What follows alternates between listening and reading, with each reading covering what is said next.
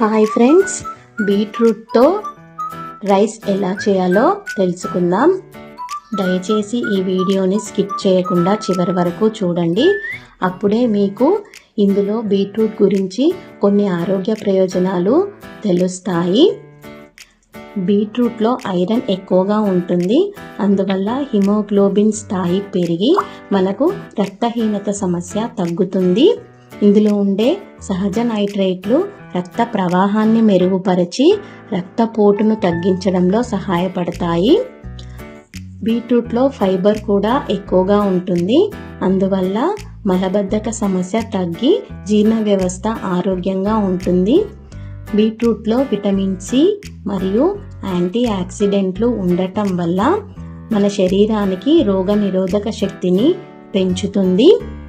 బీట్రూట్లో betaine అనే పదార్థం ఉంటుంది. దీనివల్ల లివర్ విషతుల్యాల నుండి కాపాడి ఫ్యాటీ లివర్ సమస్యలను తగ్గించడంలో బీట్రూట్ ఎంతగానో ఉపయోగపడుతుంది.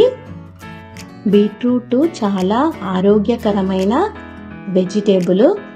కానీ తక్కువ రక్తపోటు ఉన్నవారు, అంటే లో బీపీ ఉన్నవాళ్ళు దీనిని తక్కువగా తీసుకోవాలి. ఎందుకంటే దీనిని తీసుకోవడం వల్ల బీపీ మరింత తగ్గుతుంది. ఈ విధంగా బీట్రూట్తో రైస్ చేసి పెట్టడం వల్ల పిల్లలు కూడా ఇష్టంగా తింటారు.